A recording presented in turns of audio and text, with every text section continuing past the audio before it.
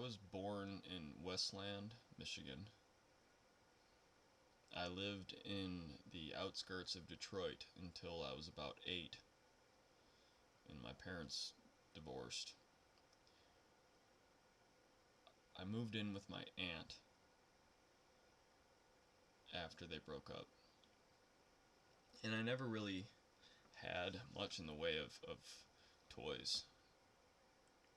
The ones I did have, I took apart because I wanted to see how they worked. And then I remember I got really upset because I couldn't put them back together. And I knew that we didn't have that much, and I had a very high respect for the things that I did have. And we ended up getting our own place, my mom and I. And I remember one day I was making this alarm system. I was sitting outside at the garage, and I was trying to figure out a way that if you opened up the door, like all these bells and whistles and all this noise started to happen. And I was fiddling with that, and this dude came up with my mom. And he was just kind of like bent over and, "Hi." I remember I was really upset, and I just stopped, and I'm like, "Hello?" Kept at what I was doing. And he kept staring at me for a while, and I think I gave him some look like, "Dude, I'm working over here, you know?" And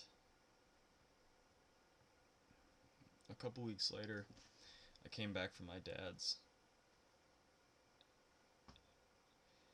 and all my stuff was gone. any stuff that I did have, like squirt guns or Ninja Turtles or non-human companions, were all gone. And I remember asking my mom, I'm just like, "Where is everything?" And she said that it was a pigsty or a god awful mess or something. And somehow was trying to justify to me why everything I had was gone, including my friends. My turtle, my dog.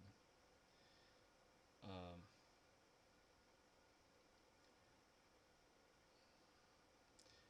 and she told me that we were moving away.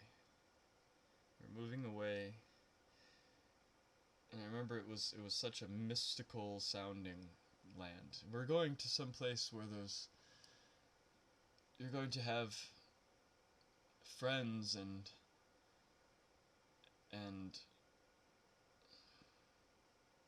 I almost said names. I'm trying to avoid saying names. But this fellow goes snowmobiling and skiing, and you're gonna have real fun and real friends. And I understand now that she was trying to do the best in her mind, try to provide the best that she thought I should have. Um, but at that time, I was so,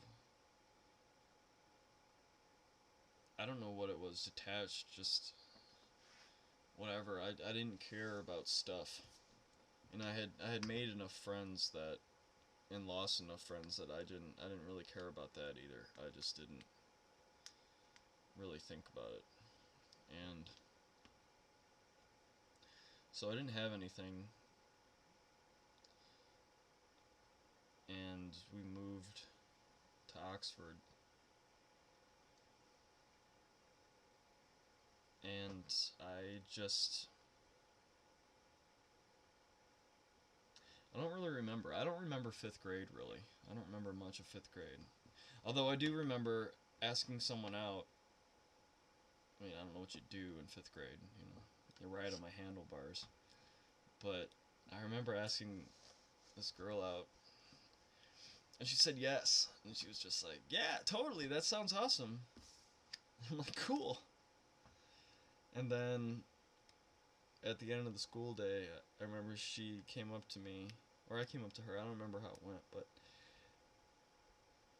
the interaction was such that I talked to my friends, and I don't really want to be around you. So that started that off.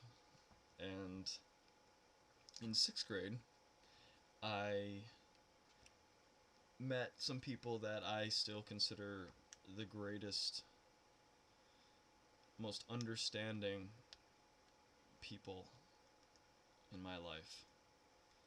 And people that I will always hold in such high regard because it was that very natural thing where there was something stirring inside of them and there was something stirring inside of me.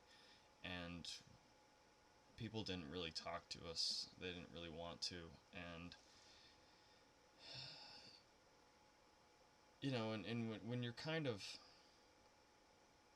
we kind of wanted to be friends with everybody, and that was long before kids stopped wearing sweatpants to school. But it was quite evident that we were the 3 kids in that class that were kind of on our own, and so we hung out with each other, and years later I ended up forming a band with those kids, and I'm very proud of that band.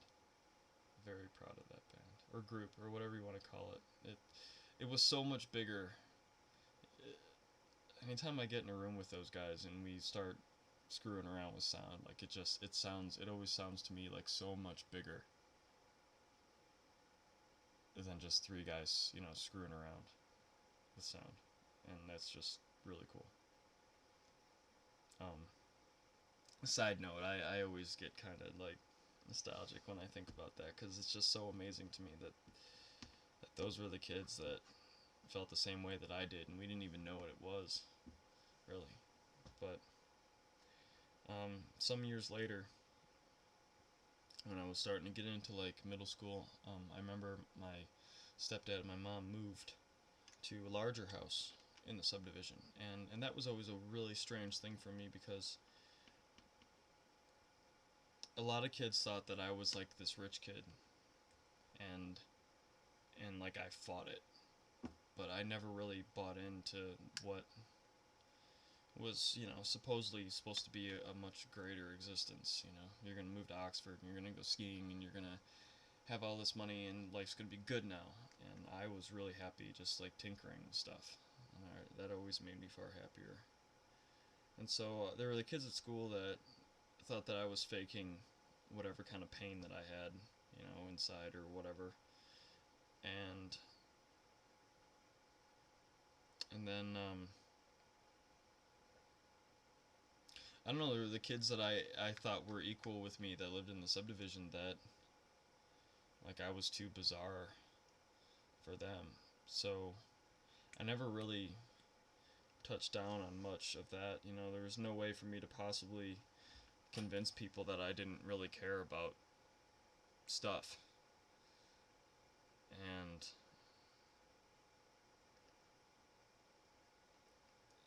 after whatever you want to say, the economy or what have you went down, that house, they couldn't afford the house anymore. They couldn't afford the snowmobiles. They couldn't afford any of it. And it was kind of like a disillusionment. Like it was, this is what makes me who I am. This pontoon boat, this house that's 5 feet taller than everyone else's, and they filed for bankruptcy,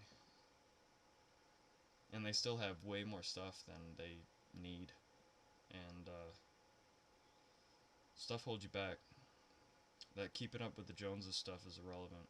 You know, we all want the same things, and it's just break the chains.